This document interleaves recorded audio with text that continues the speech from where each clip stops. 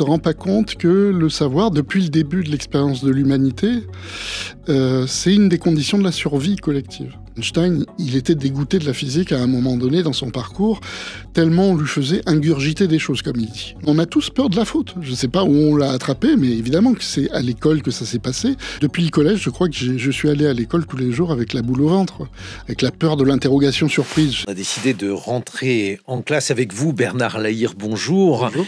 Vous êtes sociologue, vous êtes directeur de recherche au centre Max Weber à l'École normale supérieure de Lyon. Vous êtes, parmi les sociologues, l'un des principaux héritiers, prolongateurs, pourrait-on dire, de la pensée de Pierre Bourdieu. Vous l'avez nuancé, vous l'avez élargi, mais enfin, si on essayait de résumer les différents thèmes qui agitent votre œuvre, une œuvre particulièrement vaste, il y aurait les inégalités sociales et la manière dont celles-ci dessinent des trajectoires individuelles, ce que l'on peut appeler la sociologie des dispositions, c'est-à-dire la manière dont chaque individu incorpore des expériences, des identités qui peuvent, c'est en tout cas votre avis, votre représentation multiple et contradictoire. Donc vous n'êtes pas de ceux qui avaient une vision, disons, monolithique des choses et des personnes. Et puis enfin,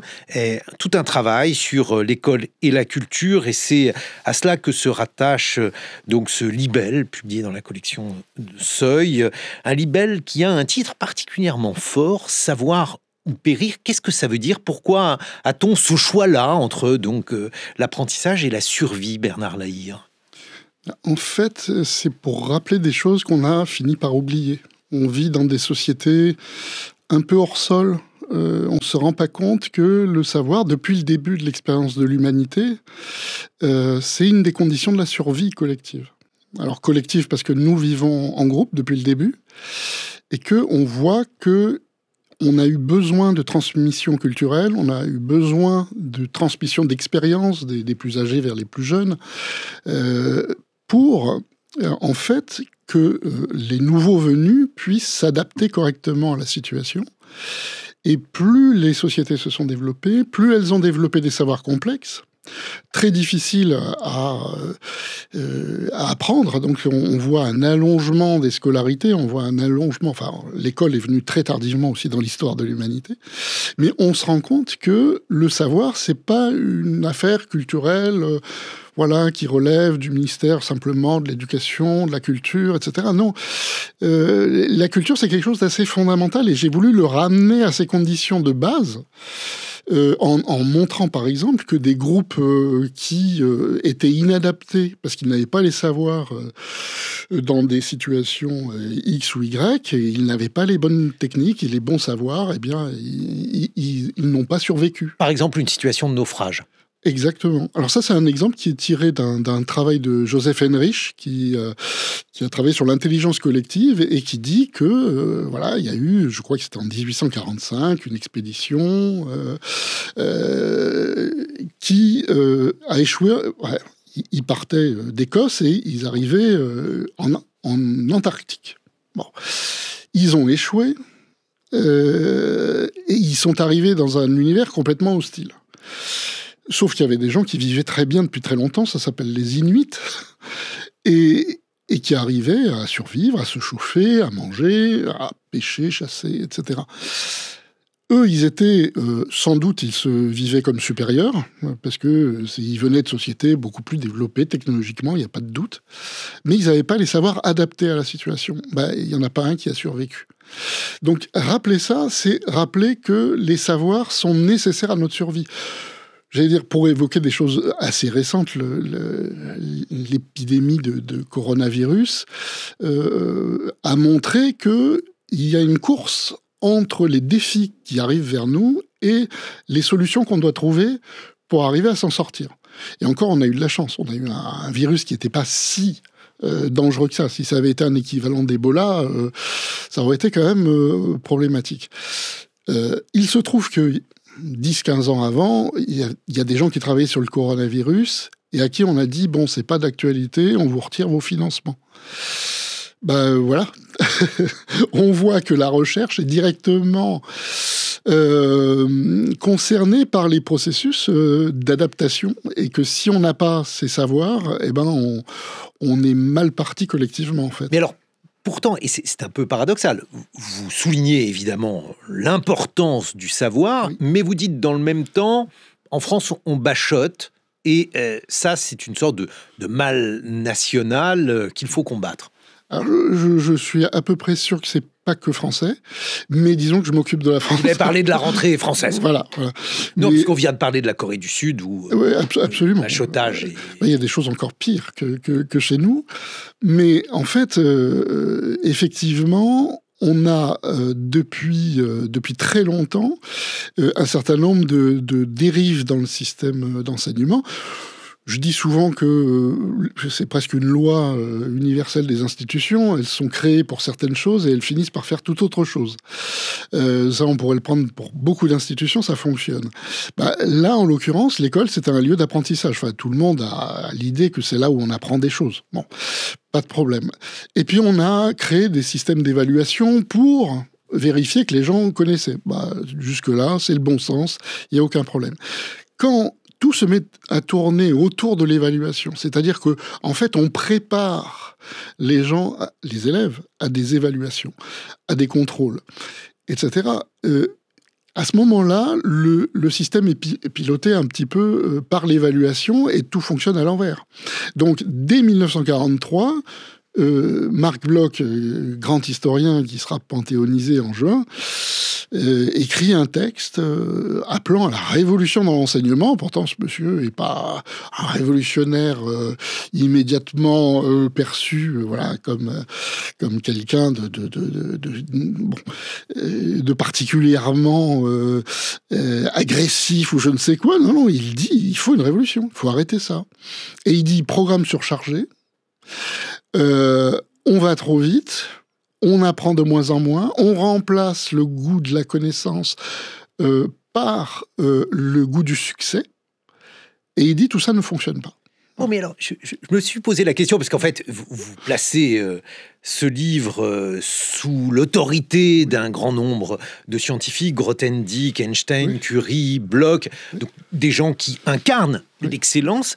Est-ce que ça n'est pas facile, peut-être même un peu démagogique, de la part de ces grands universitaires, donc là, on cite Bloch, de dire les programmes sont surchargés, alors que lui savait tout? Non, je ne crois pas qu'il savait tout. C'était quand même puits de science. Oui, mais d'une qualité tout à fait exceptionnelle. Non, bien sûr. C'était des gens extrêmement cultivés, ça, il n'y a pas de doute. Mais par contre, je crois qu'il faut leur faire confiance. C'est pas des coquetteries de génie. C'est pas des coquetteries de gens qui, on est très particulier et on critique le système parce que de toute façon on est un peu hors système, etc. C'est pas ce genre de choses. C'est en fait des gens qui ont réellement souffert. Par exemple, si on prend le cas d'Einstein, il était dégoûté de la physique à un moment donné dans son parcours, tellement on lui faisait ingurgiter des choses, comme il dit. À force d'apprendre des choses par cœur, il avait plus le goût de la recherche. Il disait que quand on me soumettait un problème de physique, j'avais plus du tout envie. Et ça, à la fois la surcharge des programmes, la peur de l'évaluation. Alors s'il y a peut-être quelque chose de particulier à la France, c'est la peur de la faute.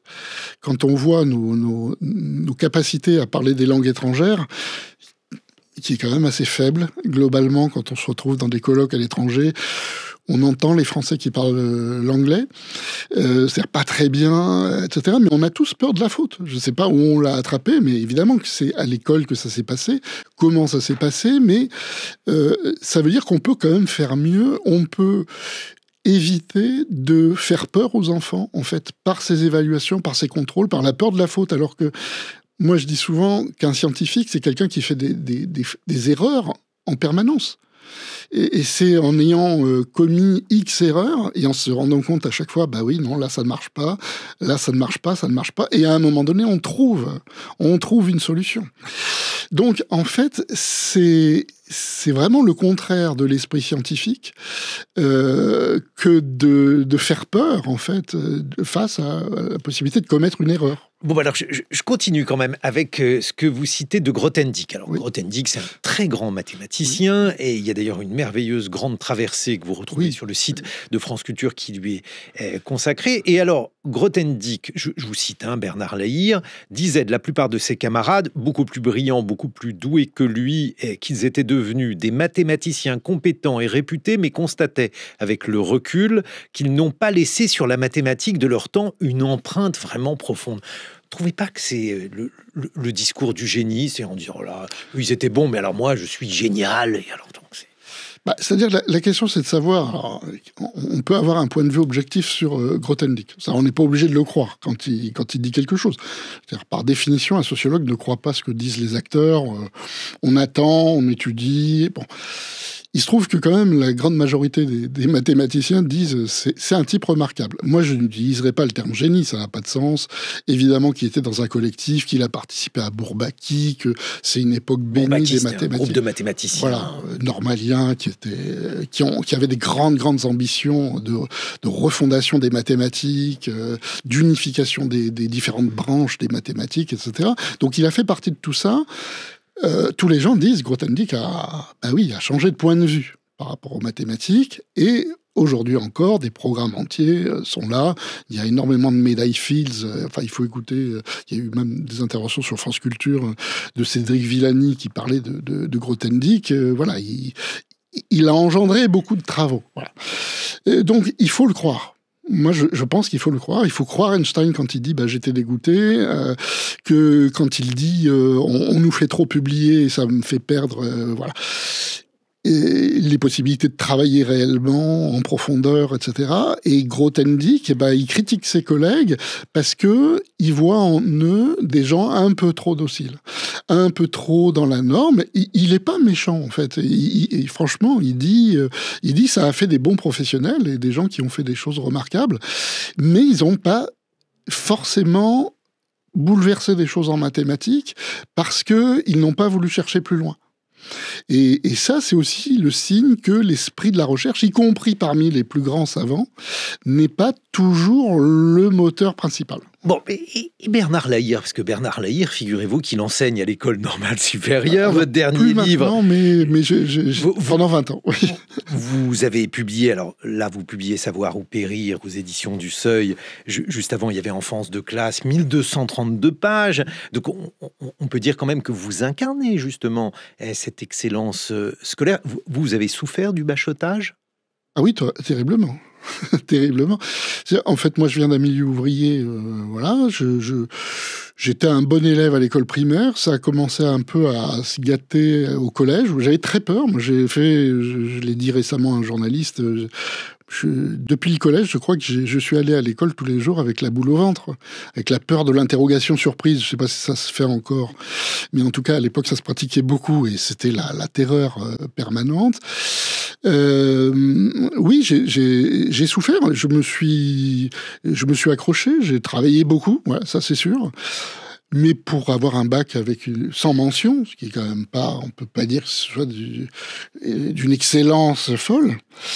Et c'est après, à l'université, où j'ai pu avoir le temps de me poser des questions, de lire de manière boulimique, que les choses ont commencé vraiment à devenir sérieuses pour moi. Bon, mais je ne veux pas faire de l'analyse sociologique sauvage, mais si je reprends Enfance de classe, où vous expliquez comment les trajectoires sociales, peut-être que justement, du fait de votre origine modeste, vous aviez incorporé des normes ou une sorte de domination qui vous mettait mal à l'aise. C'est peut-être plus la sociologie de la reproduction qui est explicative que la sociologie de l'éducation. Alors là, non, en l'occurrence.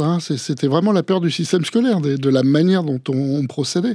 Moi, je pense que dans un système qui m'aurait moins stressé par des contrôles réguliers, j'étais dans un lycée où vraiment ils préparaient pour les classes préparatoires. Après, on avait des contrôles de 4 heures tous les lundis après-midi, mais c'était le cauchemar pendant le week-end. Donc, j'ai souffert de ça. Vous m'avez demandé, moi, subjectivement, voilà ce que j'ai vécu. Est-ce que c'est pas bien d'avoir peur? Par exemple, là, il y a une lumière rouge dans ce studio, c'est le direct, on a peur et dès lors, on essaye de réfléchir, de donner le meilleur de soi-même.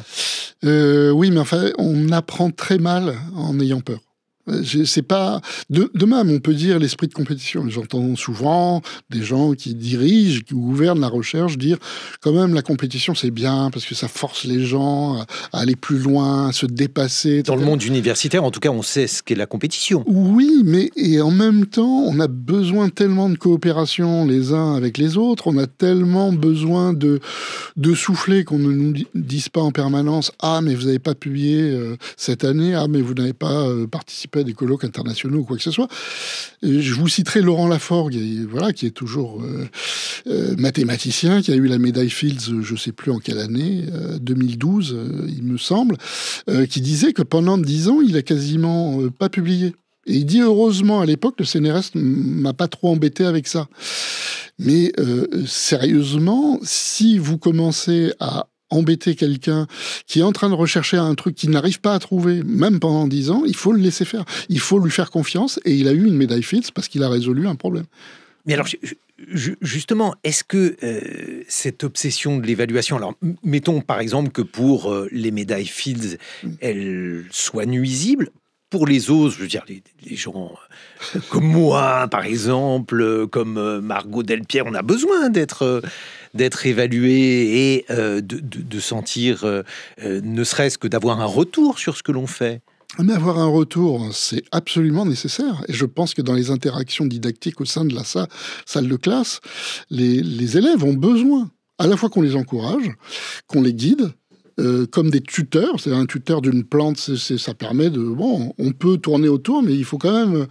Il y a des adultes qui sont responsables de la bonne direction, on va dire. Mais il faut laisser un peu de marge. Et il faut faire des retours, mais pas des retours qui soient de type uniquement évaluatif.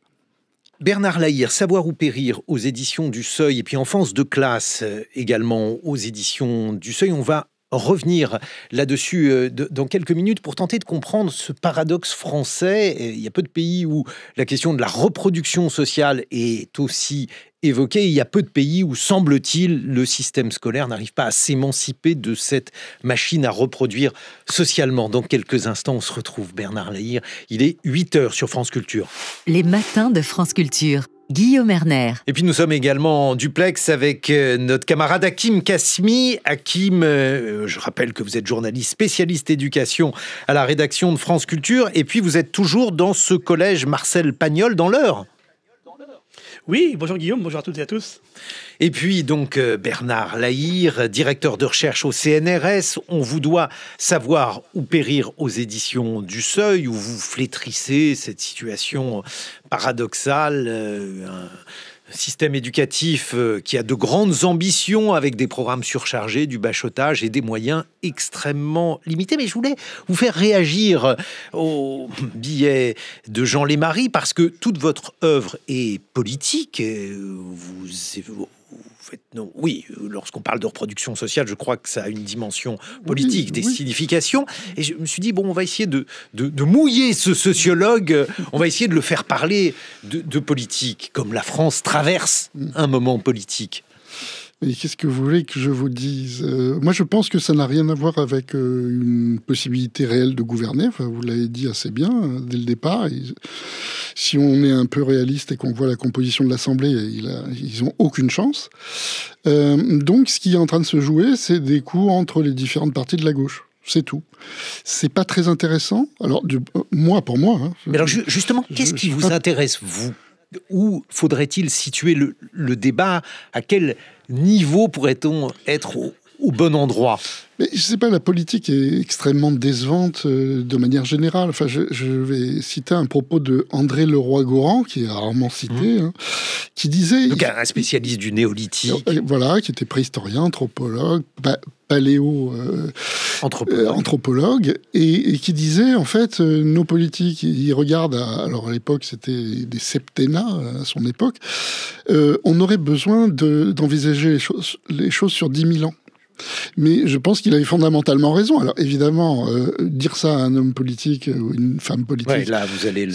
Voilà. Ça les met en PLS, j'allais dire, parce que c'est pas leur problème, ils seront morts depuis longtemps et tout. Sauf que les défis que nous avons à relever sont de cet ordre-là. Et il faut prendre là aussi au sérieux les savants qui nous disent, bon, alors en plus sur des questions climatiques aujourd'hui, c'est pas 10 000 ans, c'est plusieurs décennies. Si on ne fait rien, on va vers des catastrophes annoncées.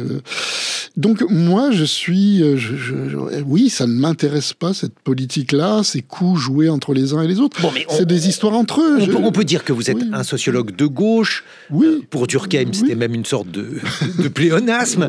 Sociologue et de gauche. Oui. L'état de la gauche, ça vous inspire quoi ? Beaucoup de tristesse, en fait. Beaucoup de tristesse. Moi je pense... Alors d'abord, il faut dire une chose, c'est qu'il y a d'excellents sociologues de droite dans l'histoire et qu'il faut savoir distinguer les engagements politiques. J'en ai, voilà, en tant que citoyen.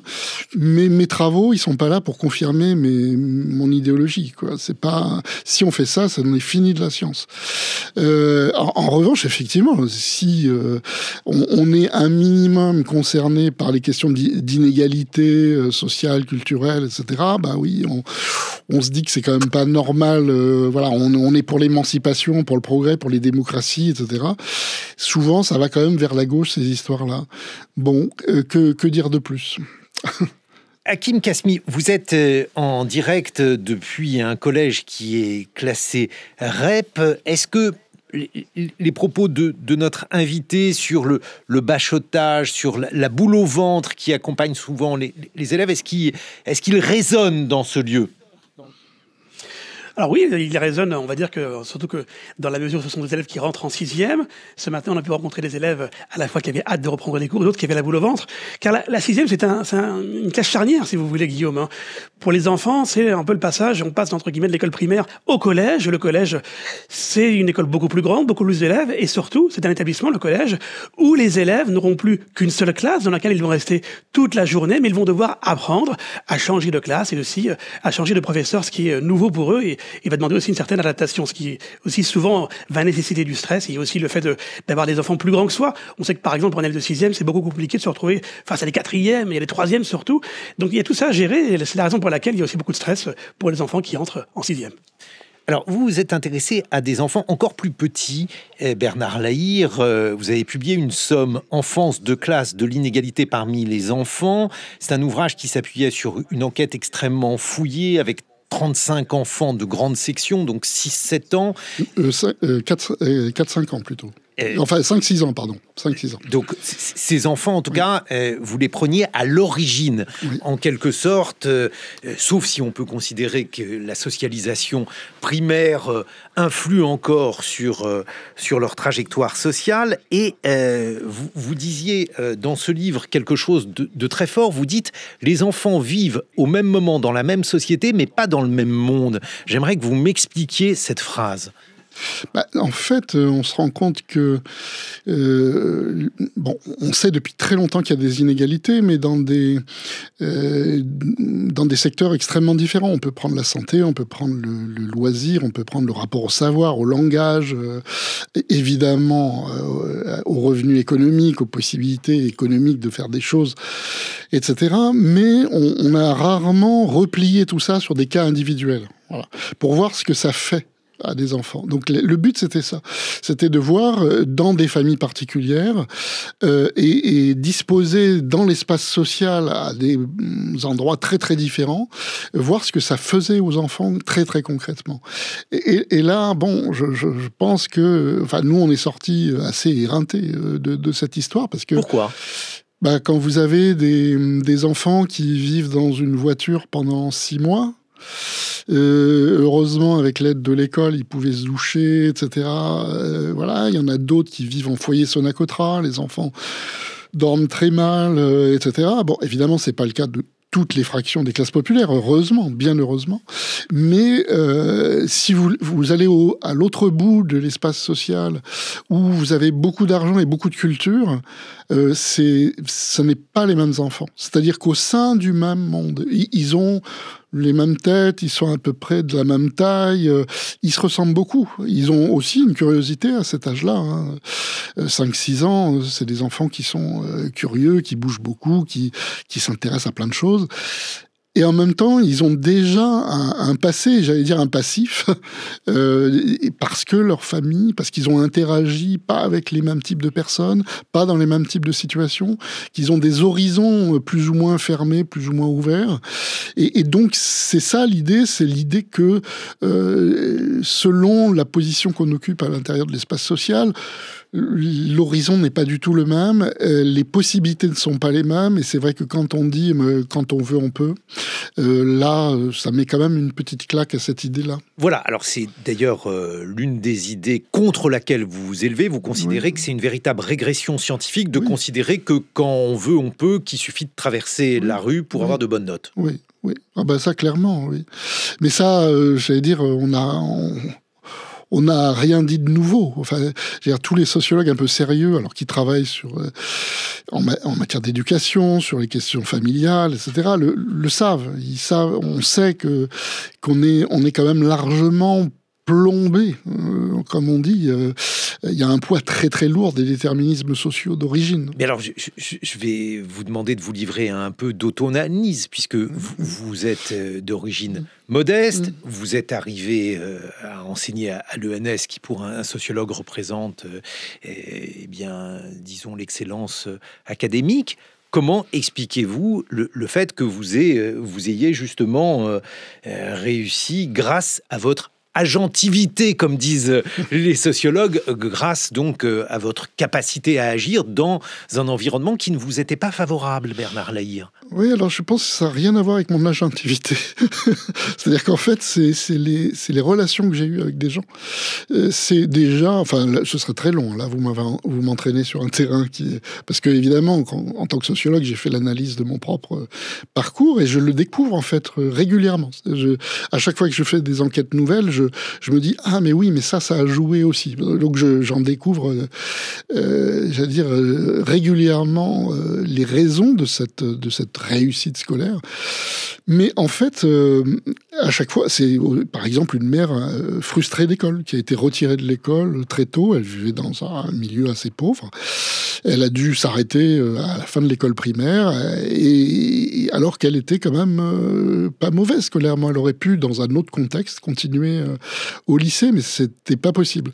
Elle a été sérieuse, etc. Donc elle nous a transmis ça, une sorte de on est sérieux, on travaille, etc. Donc j'ai été porté par ça.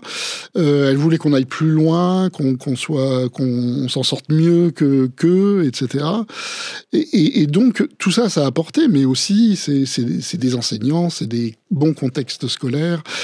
C'est aussi un peu de chance dans tout ça, dans toute cette histoire. Mais si vous voulez, c'est pas moi. Ça vient pas de moi. C'est vraiment, je suis le produit de toutes les relations que j'ai eues avec toutes ces personnes et ces institutions. Dans ce système scolaire dont vous dites, pour reprendre le terme de Marc Bloch, qu'il tourne à l'envers. Oui. Pourquoi il tourne à l'envers? Il tourne à l'envers parce que tout est piloté par l'évaluation. C'est ça l'idée. C'est-à-dire que si on reprend des bases saines, l'école est un lieu d'apprentissage, on doit tout faire pour que les enfants comprennent les choses. Et quand on est un peu spécialiste des questions d'apprentissage, on se rend compte que ça demande du temps. Bon, si vous avez des programmes surchargés, si vous vous enlevez du temps, parce que les élèves ont moins de temps qu'à la fin du 19e siècle. J'ai un collègue, Stéphane Bonnery, à Paris 8, qui a calculé ça. On a perdu du temps. À un moment donné, ça veut dire que vous passez moins de temps sur des tonnes de choses. J'entendais Pierre Léna dans l'émission de Louise Touret sur France Culture dire en citant les attendus scolaires en matière de mathématiques à l'école primaire, que c'était impossible à tenir. Vous insistez beaucoup d'ailleurs, vous critiquez la dépendance aux mathématiques comme outil de sélection. Je trouve ça malheureux pour les mathématiques. C'est-à-dire, moi, je trouve les mathématiques formidables et que c'est un instrument de raisonnement. C'est une manière vraiment de former les élèves. Et en ayant fait un outil de sélection, on a dégoûté beaucoup de gens des mathématiques et qui ont peur, qui, dès qu'ils ont une possibilité de s'éloigner des mathématiques dans leur cursus scolaire, ils le font. Et c'est dramatique pour les mathématiques, en fait. Bon, mais vous dénoncez, alors je vais prononcer un mot terrible, mais ça fera plaisir aux auditeurs qui jouent au Scrabble. Vous dénoncez la question de l'altricialité secondaire, c'est-à-dire en fait la manière dont la dépendance cognitive et affective aux adultes influe sur les destins scolaires. C'est-à-dire, un enfant, ça n'est pas seulement quelqu'un qui va être éduqué par un prof, c'est quelqu'un qui va être socialisé dans un milieu familial, et ce milieu familial agit énormément de manière prépondérante, dites-vous, vous n'êtes pas le seul, prépondérante sur la manière dont les enfants évoluent et deviennent ou non des exemples de réussite scolaire. Comment on fait pour lutter contre ça ? Alors, je dénonce pas, je montre les conséquences. Parce que dénoncer une condition biologique de l'espèce, ce serait un peu ridicule. Nous constatons, les paléoanthropologues, c'est eux qui ont... C'est d'abord un zoologiste et puis des paléoanthropologues. Jean-Jacques Hublin, par exemple, a fait un très bon texte avec Hélène Coquegnaud, paléoanthropologue, sur l'altricialité secondaire, en montrant que, bon, voilà, ce rapport de dépendance très long entre enfants et parents est une des caractéristiques de notre espèce. On est les plus dépendants des petits mammifères. Voilà. Donc ça, on n'y peut rien. Voilà, on n'y peut rien. Ça crée des relations, de domination entre les parents et les enfants, parce que les enfants sont sous contrôle permanent des parents.